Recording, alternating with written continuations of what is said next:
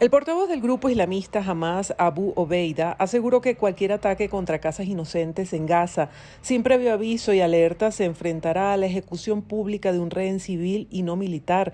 Además, afirmó que se transmitirá en línea. Israel ha bombardeado intensamente todo el enclave de Gaza desde este lunes, incluyendo instalaciones militares de Hamas y la Yihad Islámica, pero también infraestructura civil y edificios residenciales. Los muertos en Israel ascienden ya a más de 900 tras el brutal ataque de Hamas por tierra, mar y aire del día sábado, mientras que los fallecidos en la Franja de Gaza suman 687, incluidos 140 niños en el tercer día de guerra entre Israel y las milicias palestinas. El Ministerio de Defensa israelí anunció el bloqueo total de la Franja de Gaza, lo que significa que el enclave palestino quedará sin suministro de electricidad, alimentos y combustible como medida de represalia por los ataques. Por su parte, el secretario general de la Organización de Naciones Unidas, Antonio Guterres, urgió a la comunidad internacional a movilizar apoyo humanitario inmediato para los civiles palestinos atrapados en la Franja de Gaza. El presidente de la Federación de Centros Universitarios de la Universidad Central de Venezuela, Jesús Mendoza, indicó que la información que dio a conocer el Consejo Nacional Electoral sobre la inscripción de nuevos electores no se está cumpliendo. Si nosotros vemos la planificación del Consejo Nacional Electoral de los 500 puntos, hay varios elementos que hay que resaltar. Entre esos, que no hay un punto por municipio. No lo hay. Hay 70 municipios de Venezuela que no tienen un punto. Nos encontramos en la Plaza Bolívar de Chacao porque Chacao, siendo un municipio tan importante para el Estado Miranda, es el único municipio de los 21 municipios del Estado Miranda que no tiene un punto de inscripción asignado. Y no solo tenemos el ejemplo de Chacao, tenemos el ejemplo del municipio Urdaneja en Anzoátegui, tenemos el ejemplo del municipio Unda en Portuguesa, vulnerando la facilidad de inscribirse de esos ciudadanos. Y también vemos como tenemos algunos municipios, como por ejemplo el municipio Baruta, donde nada más asignaron una sola máquina. Según Mendoza, la mayoría de los municipios gobernados por la oposición no tienen puntos asignados por el CNE. Da la coincidencia de que estos municipios y el estado, por ejemplo, el estado Táchira, que es un estado que es opositor, o que netamente se ha visto que fue vulnerado o que pasó por un mecanismo electoral, por una maquinaria, por una mecánica, una máquina electoral, que realmente vimos que se dio esta asignación y esta distribución donde faltaron 70 municipios en puntos que realmente son opositores. El estudiante de la Universidad Central de Venezuela, Jesús Mendoza, indicó que en los próximos días se entregarán comunicación al Consejo Nacional Electoral solicitando información sobre los 500 puntos de inscripción que informaron recientemente. Cerca de 1000 policías fueron desplegados en 3 de las favelas más violentas de Río de Janeiro en un megaoperativo con el que las autoridades buscan atrapar a cabecillas del Comando Vermelho, una de las organizaciones criminales más peligrosas de Brasil. Las acciones se desarrollan en el complexo Damare, Vila Cruzeiro y Cidade de Deus, donde los agentes buscan cumplir 100 órdenes de captura, según dijo en una rueda de prensa el secretario de la Policía Civil del Estado de Río de Janeiro, José Renato Torres. Vecinos de las comunidades relataron en las redes sociales que se registraron intensos tiroteos desde la madrugada que obligaron a cerrar escuelas y centros de salud, y hasta el momento se desconoce si se han registrado muertos o heridos durante esas acciones. Las autoridades señalaron que 2 helicópteros fueron alcanzados por tiros y tuvieron que aterrizar de emergencia, pero sin que se registraran heridos. En el complejo Damare, un gigantesco y peligroso conglomerado de 16 favelas en el norte de Río, se pudo constatar el desmantelamiento de un depósito de producción de drogas y artefactos explosivos. 4 personas fueron detenidas según las autoridades. En Vila Cruzeiro, los criminales armaron barricadas y quemaron objetos para dificultar el acceso de los uniformados. El megaoperativo hace parte de una ofensiva policial anunciada a finales de septiembre por el gobierno de Río para devolver la seguridad a los habitantes de esas comunidades, pero también es una respuesta al asesinato de 3 médicos en un kiosco a orillas de la playa del lujoso sector de Barra de Tijuca.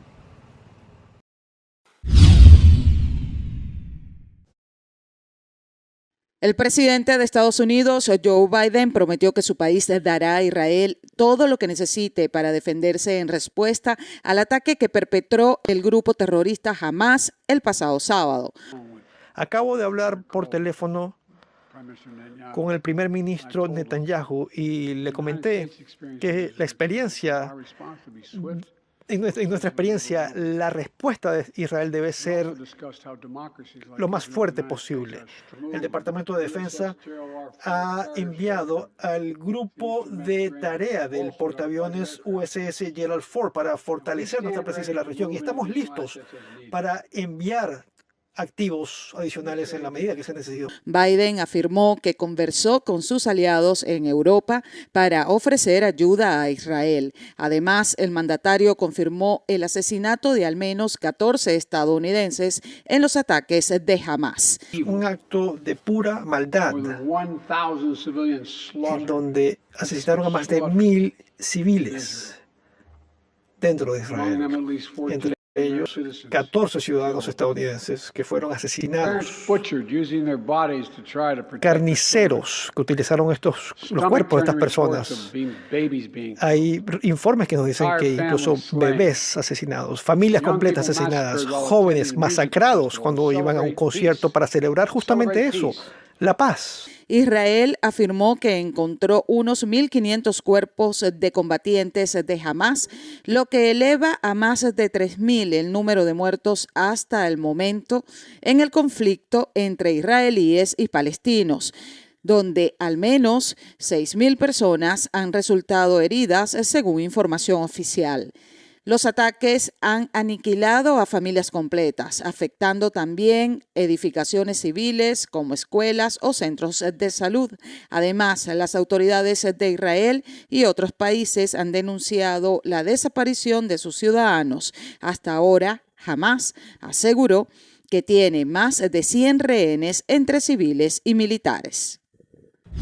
La desinformación puede influir a la hora de tomar una decisión antes de votar en un proceso electoral.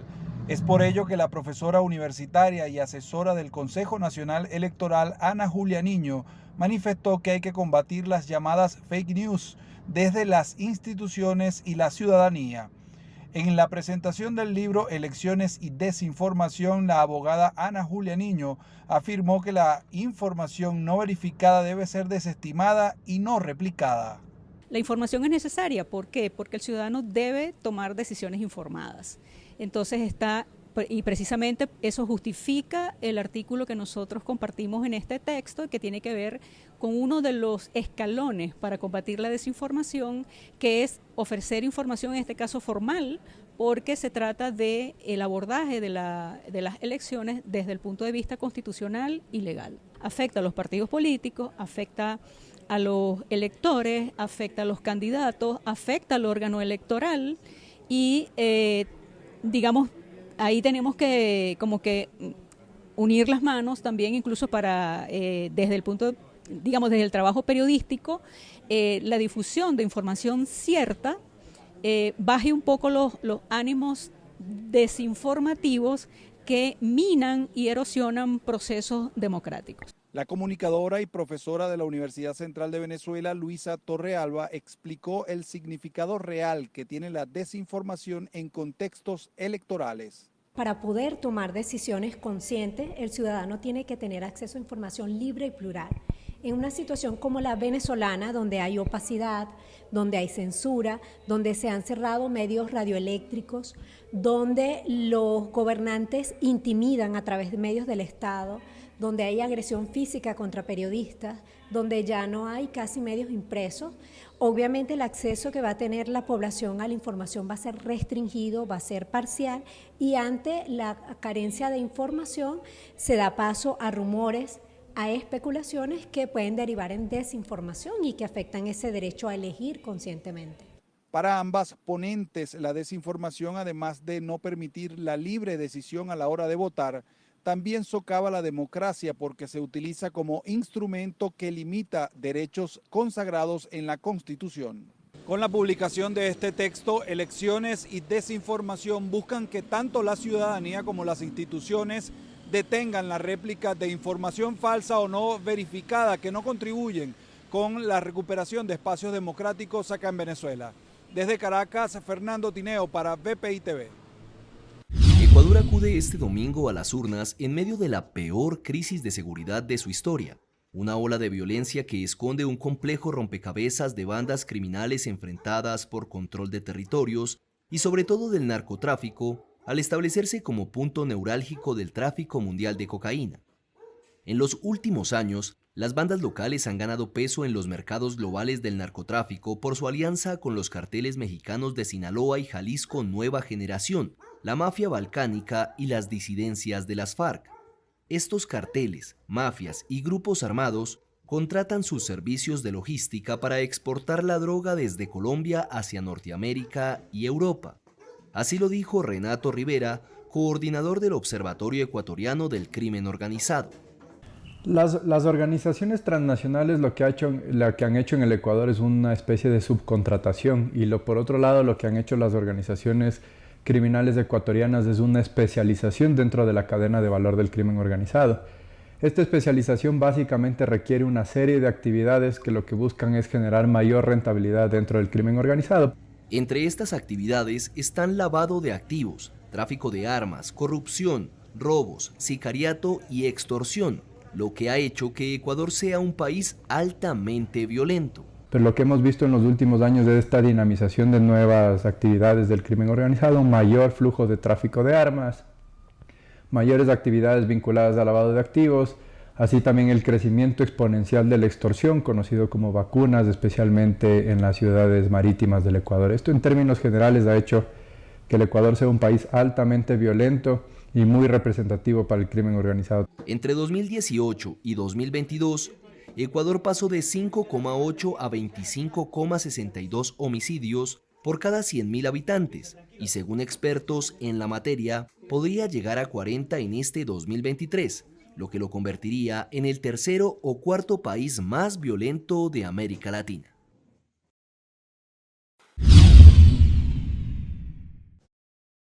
El primer ministro israelí Benjamín Netanyahu anunció la formación de un gobierno de emergencia junto al opositor y exministro de Defensa Benny Gantz para hacer frente al grupo terrorista Hamas.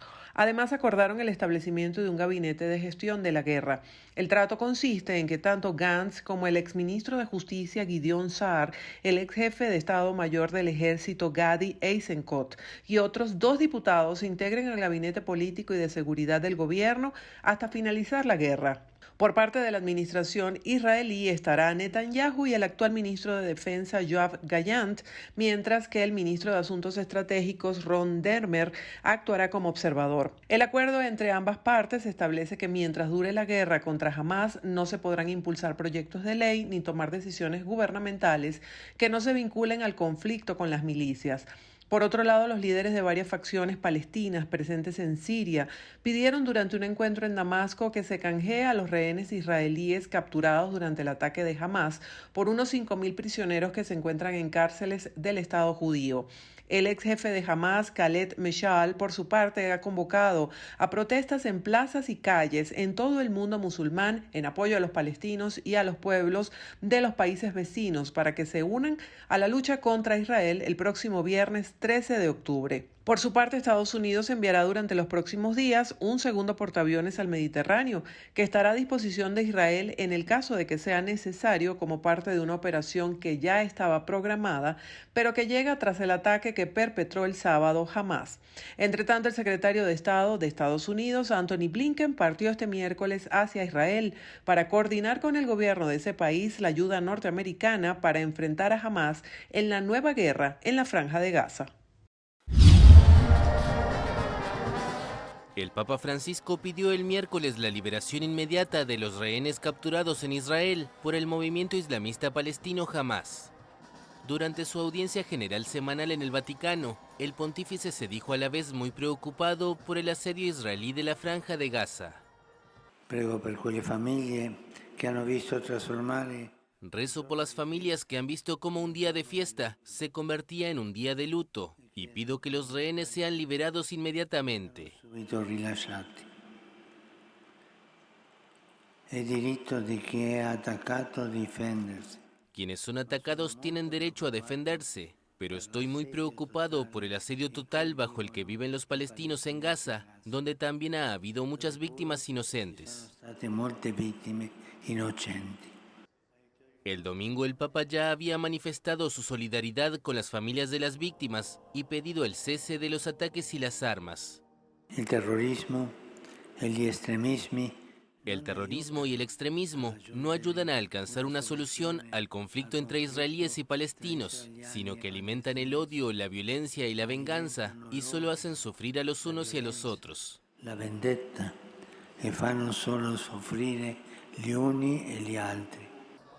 Francisco insistió en que Oriente Medio no necesita una guerra, sino una paz basada en la justicia, el diálogo y el coraje de la fraternidad. María Corina Machado indicó que sería lo primero que haría al llegar a Miraflores después de ganar la primaria y las elecciones presidenciales de 2024. Que al llegar a la presidencia, la absoluta prioridad va a ser ocuparnos de la emergencia humanitaria que enfrenta el país, de una crisis devastadora, y por lo tanto esa es nuestra absoluta prioridad ética. Ocuparnos de los venezolanos que están en la situación de mayor vulnerabilidad. Ni un país con una guerra prolongada puede justificar una devastación como la que tenemos. O sea, un país donde el 60% del territorio está bajo el control de grupos irregulares. Por lo tanto, tenemos una crisis severa de soberanía. Un país donde nuestras fuerzas de seguridad civiles y militares están peor dotados, alimentados y entrenados para los criminales que tienen que enfrentar. Tenemos una crisis de seguridad. Machado hizo referencia a la renuncia de otras candidaturas a la elección primaria.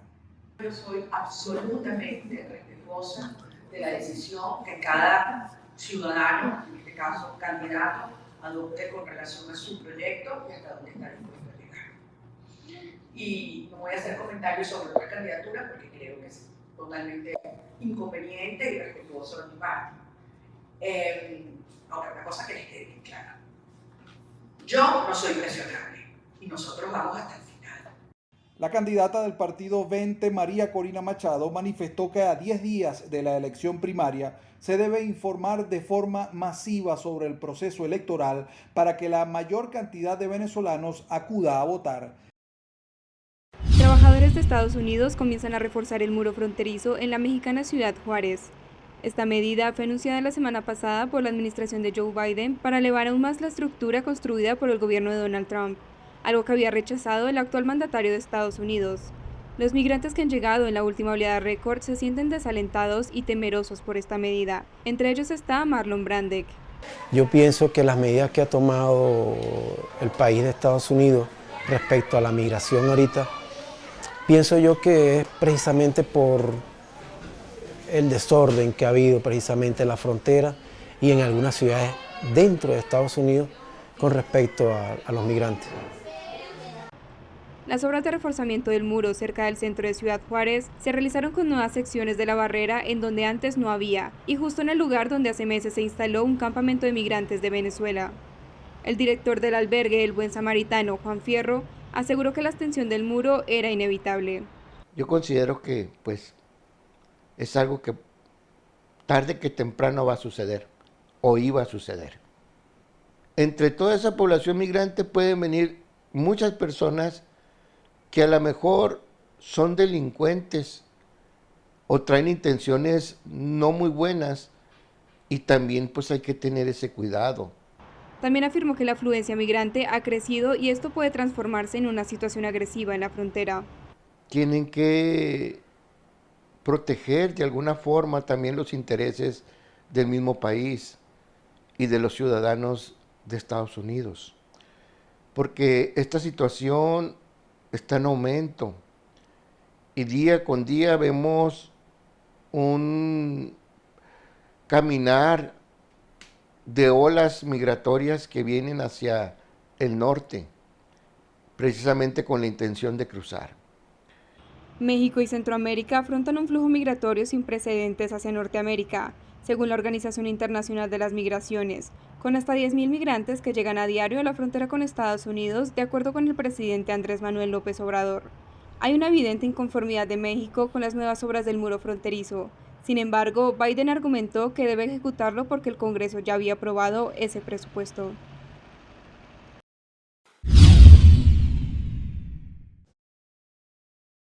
El grupo terrorista Hamás rechazó una propuesta de corredor humanitario hecha por Egipto porque asegura que obligaría al pueblo palestino a abandonar su patria e implicaría un nuevo desplazamiento y búsqueda de refugio.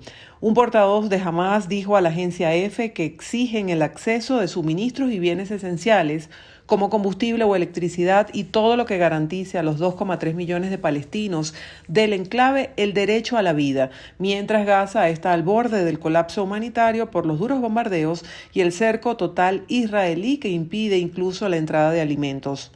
Por otro lado, este jueves un palestino abrió fuego contra agentes israelíes en una estación policial en Jerusalén, dejando 2 uniformados heridos, así lo informó la policía. Además, el atacante fue abatido. Las autoridades explicaron que el sujeto inició el ataque en la entrada de la comisaría de Shalem cuando intentó darse a la fuga, pero fue perseguido y posteriormente neutralizado. Entre tanto, el secretario de Estado de Estados Unidos, Anthony Blinken, aseguró que Hamás usa a los rehenes para protegerse de los ataques de Israel.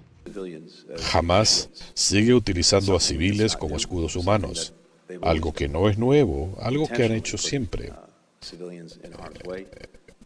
Intencionalmente poniendo a civiles en peligro para proteger su infraestructura o sus armas. Ese es uno de los elementos básicos con los que tiene que lidiar Israel. Y por supuesto, los civiles no deben ser utilizados como blanco de operaciones militares. Por otra parte, John Kirby, portavoz de la Casa Blanca, informó que Estados Unidos empezará este viernes a evacuar a sus ciudadanos en Israel en vuelos charter, al mismo tiempo que está explorando otras opciones para facilitar la salida de sus connacionales por tierra o mar. Hasta ahora, decenas de países de Europa y América, como Alemania, España, Dinamarca, Francia, Portugal, Canadá, México y Colombia, han enviado ya o enviarán vuelos oficiales para evacuar a sus ciudadanos de Israel. La jueza electoral de Argentina, María Servini, negó la solicitud para la realización de las elecciones primarias venezolanas del próximo 22 de octubre en las ciudades de Buenos Aires y Córdoba, por coincidir con los comicios presidenciales de esa nación. Así lo informó la dirigente opositora Elisa Trota. Además, a través de su cuenta en la plataforma X, Trota explicó que las organizaciones civiles en Argentina ya están en contacto con la Comisión Nacional de Primarias para encontrar una solución. Trota señaló que adelantar la elección en Argentina al sábado 21 de octubre es una opción, pero no ha sido confirmada por la Comisión de Primaria. En Argentina hay 16.000 venezolanos inscritos para ejercer su derecho al voto en el proceso opositor, por lo cual el dirigente político David Smolansky lamentó que esa nación sea la única en el mundo que no autorizara los comicios. A su juicio, la primaria venezolana no entorpecería las elecciones nacionales de Argentina. Un grupo de congresistas de izquierda e independientes presentó una moción de vacancia de la presidenta de Perú, Dina Boluarte, por presuntamente haber infringido la Constitución al haber viajado al extranjero sin tener vicepresidentes en funciones. La moción, que incluye las firmas de 26 legisladores, acusa a la gobernante de vulnerar el artículo 115 de la Constitución, a pesar de que el Pleno del Congreso aprobó en junio pasado una ley que le permite salir del país y mantenerse al frente del despacho presidencial de manera virtual. Sin embargo, los parlamentarios aseguran que Boluarte ha incurrido en la causal de permanente incapacidad moral, ya que el artículo citado de la Constitución indica que cuando un presidente sale del territorio nacional, el primer vicepresidente se encarga del despacho o, en su defecto, lo hace el segundo vicepresidente. Boluarte no tiene vicepresidentes porque ejercía ese cargo cuando Pedro Castillo fue destituido por el Congreso el pasado 7 de diciembre tras intentar dar un golpe de Estado, lo que llevó a que asumiera la jefatura del Estado por sucesión constitucional. Ante la imposibilidad para salir del país, el Ejecutivo envió al Congreso un proyecto de ley que fue aprobado por el Pleno el pasado 8 de junio para permitir que se mantenga al frente del despacho presidencial de manera remota y usando las tecnologías digitales.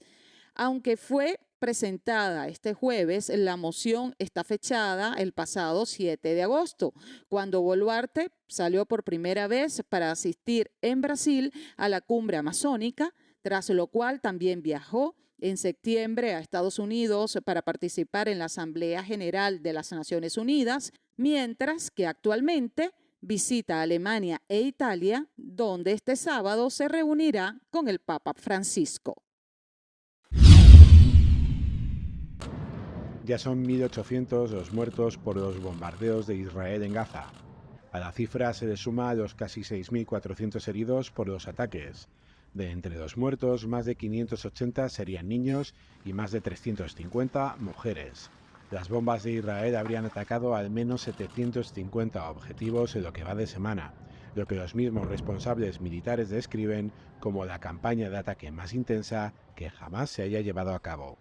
La cifra de víctimas palestinas supera ampliamente a la israelí, que desde el ataque del grupo islamista Hamas del pasado sábado se ha cifrado en 1.300 muertos en las regiones fronterizas con Gaza. Muchos de ellos eran civiles masacrados en sus casas. El Ministerio de Sanidad israelí confirma que hay más de 3.200 heridos en sus hospitales, 400 de ellos en estado grave. En total, más de 4.300 personas, además del millar de milicianos de Hamas abatidos, habrían muerto desde que la escalada de violencia estallara el pasado sábado. Todavía se desconoce el paradero y el estado de los rehenes trasladados a Gaza. Se estima que son entre 120 y 200. Hamas aseguró hoy que 13 de ellos habrían muerto por los constantes bombardeos. Y no solo en Gaza, la violencia también se ha agravado en la Cisjordania ocupada, donde la tensión se ha trasladado a las calles con numerosas protestas dispersadas por las fuerzas israelíes y también una oleada de ataques de colonos judíos ultraderechistas contra civiles. Este mismo viernes, los militares israelíes habrían abatido a disparos a 8 palestinos, entre ellos un adolescente de 14 años, que se suman a los 44 muertos en Cisjordania en lo que va de semana. Freddy Superlano, candidato de Voluntad Popular, declinó en su candidatura a la elección primaria e indicó que apoyará a María Corina Machado. El ex candidato de la Tolda Naranja, Freddy Superlano, dijo que después de recorrer el país, supo que la candidatura que había levantado la esperanza de los ciudadanos había sido la de María Corina Machado. Por eso se retiró y le dio su apoyo. Y te van manifestando una y otra vez qué deberíamos hacer. En ese que debemos hacer también te empiezas a escuchar una y otra vez el nombre de una mujer que se ha posicionado hoy en día por todos nosotros reconocido a lo largo y ancho del país. Esa mujer que ha levantado pues también la esperanza de millones de venezolanos al fragor de una primaria amenazada constantemente y que hay que reconocer que hemos hecho esfuerzos humanamente necesarios y más aún para mantenerla. Y si bien es cierto, esa primaria no estamos a unos días para efectuarse, lo que también es cierto es que en la calle todo el mundo profesa, está convencido de que María Corina es la ganadora de esa primaria. Por su parte, María Corina Machado, candidata del partido 20, agradeció el respaldo y manifestó que las puertas están abiertas para quien quiera sumarse. Freddy, Aurora, bienvenidos todos ustedes, cada uno de los miembros de Voluntad Popular, aquellos que han venido de otras zonas y que quisieron estar presentes con su testimonio, se lo agradecemos mucho, aquellos que están afuera, pero que hoy nos están acompañando por vía de los medios y las redes, nuestro cariño y en primer lugar mi agradecimiento por su confianza. No hay nada más importante que podamos y debamos construir hoy en día en Venezuela que confianza. Sentir esa gran oportunidad que la vida nos da de servir a nuestro país. Con cada testimonio, cada persona que se pare y te dice, confío en ti, quiero ser parte de esto. Hay que recibirnos a todos con gran humildad, abrir los brazos. La candidata María Corina Machado afirmó que cuando faltan 9 días para la elección primaria hay mucha gente que no sabe dónde votar, por lo que hizo un llamado a sus seguidores a replicar la información sobre los centros de votación. Sobre un posible acuerdo entre el gobierno de Estados Unidos y el de Venezuela en torno a la mesa de diálogo en México y las condiciones electorales, María Corina Machado dijo que no iba a hacer ningún pronunciamiento hasta tanto no conocer qué contiene dicho acuerdo. Desde Caracas, para BPI TV, Fernando Tineo. El candidato del Partido Social Cristiano Copey, Roberto Enríquez, anunció su retiro en la carrera por la elección primaria, al tiempo que manifestó que seguirá apoyando el proceso sin plegarse a otra propuesta política. Enríquez indicó que a una semana de la elección no cree conveniente apoyar otra candidatura. Vamos a apoyar al ganador de las primarias, vamos a convertirnos en guardianes de las primarias, que salgan bonitas, guardianes de la unidad, lo que ha sido la democracia cristiana siempre. Esta es una coalición, querido Fernando, muy amplia, que va más allá de Copey, que está la gente de Nuvipa, que está un liderazgo espiritual bellísimo, que está en todos los barrios, comunidades más pobres de Venezuela, y para nosotros nuestro reto por transformar el país va mucho más allá de una coyuntura puntual. Como lo dije antes, no había llegado, faltó tiempo, nos faltaron medios para lograr que nuestro mensaje pues fuera el que la mayoría del país comprara, asumiera. La candidatura de María Corina Machado o de algún otro candidato genera algún tipo de incomodidad en Copey que no brindaron su apoyo. Nosotros no nos animan de ninguna manera sentimientos subalternos. Nuestros compañeros de lucha los admiramos, los queremos. Son además amigos personales. Estás hablando de una persona que es mi amiga personal. De manera tal que lo que sí es que para nosotros nuestra responsabilidad es con el país y sentimos que inclinar a estas alturas, a una semana, después de que hemos hecho campaña por Roberto Enríquez, lejos de ayudar a darle argamasa y fortaleza a la unidad, más bien lo que haríamos justamente es atizar divisiones, enconos, y nosotros lo que queremos es ayudar a juntar, ayudar a unir, no ayudar a romper ni a dividir. Ese no es el rol de los demás. Según el dirigente nacional de Copey, Roberto Enríquez, el domingo 22 de octubre los miembros de la Tolda Verde estarán en los centros de votación apoyando el proceso de primaria. El presidente mexicano Andrés Manuel López Obrador expresó su esperanza de una conciliación entre la administración de Nicolás Maduro y la oposición ante el posible retorno en noviembre de los diálogos a México, que albergó el inicio de las conversaciones en 2021. Nosotros estamos a favor de que se concilie, de que se llegue a un acuerdo en Venezuela, y tenemos información de que se están reuniendo integrantes del gobierno con miembros de la oposición, y ojalá, y ahora que van a haber elecciones, participen todos, se llegue a un acuerdo y por la vía democrática, por la vía de la libre manifestación,